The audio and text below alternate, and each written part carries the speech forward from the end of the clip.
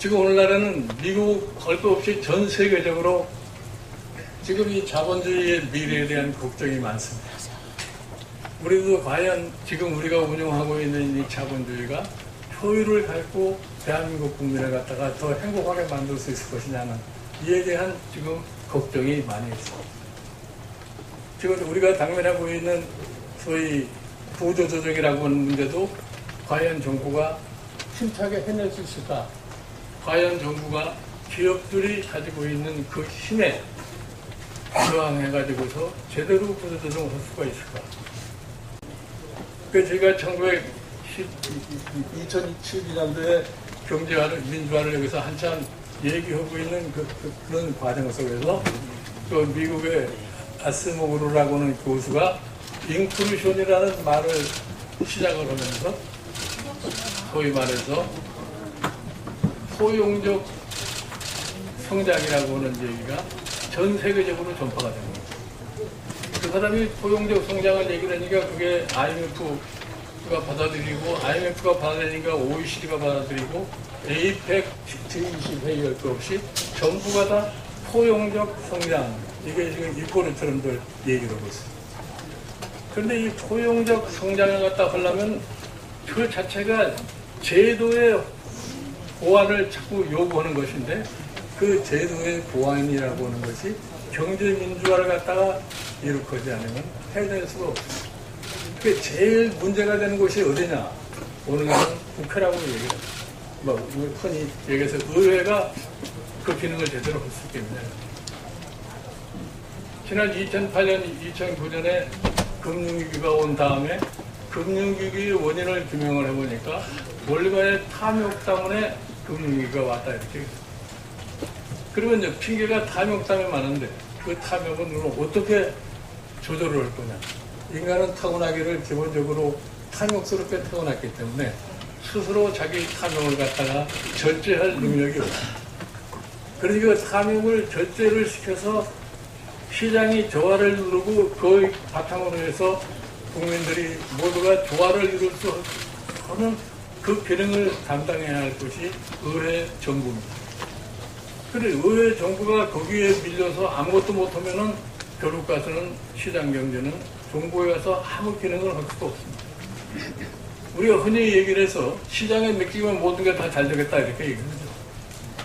우리가 경제정책상으로서 어떤 뚜렷한 목표를 갖다가 정해놓고 그 목표를 달성하려면은 각종 제도가 작동해야 됩니다. 우리가 여기에서 막연하게 시장 얘기를 하지 말고 시장이 할 수 있는 기능과 시장이 할 수 없는 기능을 우리가 분명히 해야 돼요.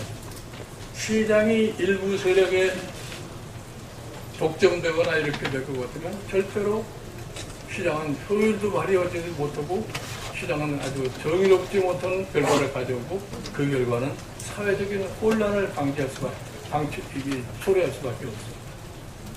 그러면 결국 가서 민주주의가 잘 되겠느냐. 이렇게 해서 1930년대에 스웨덴의 알빈 한손이라고 하는 수상이 스웨덴의 당시에 혼란했던 상황을 갖다가 정상화를 시킨 이후에 뭐라고 얘기를 했냐면 정치의 민주화, 사회의 민주화, 경제의 민주화라는 말을 했습니다. 이 경제의 민주화가 이루어지지 않고 특정 세력이 사회 전반을 지배하는 경제 구조나 체제를 갖는 나라는 절대로 정치의 민주화도 이루지 못하고 사회의 민주화도 이루지 못하고 결국 가서는 사회의 혼란, 국가의 쇠퇴를 가져올 뿐이라고 이렇게 시작합니다. 그거를 바탕으로 해서 경제를 운영하는 나라. 제가 조금 전에 일본의 예를 들었습니다만은 왜 오늘날 잘 나가던 일본과 독일이 비교를 해볼 것 같으면 독일에 비해서 일본이 효율을 잃어버리고 있느냐. 독일은 1949년 서독 연방국이 탄생할 때부터 우리 좋아하는지 모르겠습니다만은 철저한 신자유주의적인 사고방식을 갖는 에르하르트라는 경제상이 출연을 한 겁니다. 그 사람은 신자유주의적인 이 철학을 가진 경제학자였습니다만 그 사람이 얘기하는 신자유주의는 최근에 유행하는 그런 신자유주의가 아닙니다. 시장의 효율을 갖다가 높이기 위해서 신자유를 택하지만 결국 가서 사회적인 조화를 시장의 효율과 연결을 시킬 수 있는 그러한 경제 질서를 수립한 겁니다. 그러니까 경제 질서 내에 제가 얘기하는 경제 민주화를 할 수 있는 요소가 다 끼어들어가 있는 겁니다. 그렇기 때문에 오늘날 이 독일에 가볼 것 같으면은 우리가 흔히 보는 무슨 재벌이라고 하는 이런 기업이 존재하지 않습니다. 그러니까 서독의 경제를 이끌어가는 소득 수출의 70%를 수출하고 있는 사람들이 중소기업자들이에요.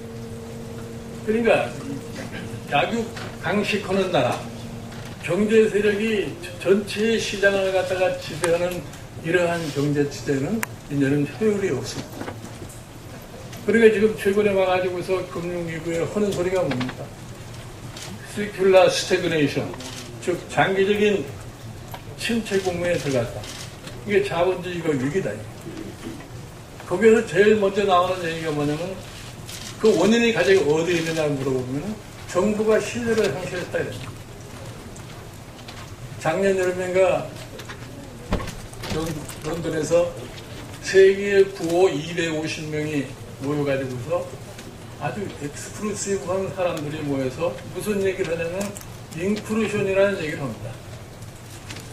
우리가 이 자본주의 불확실성을 갖다 제거하고 자본주의가 정상적으로 발전하고 하기 위해서는 뭘 해야 되느냐? 포용을 해야 되겠다는 얘기를 하는 겁니다.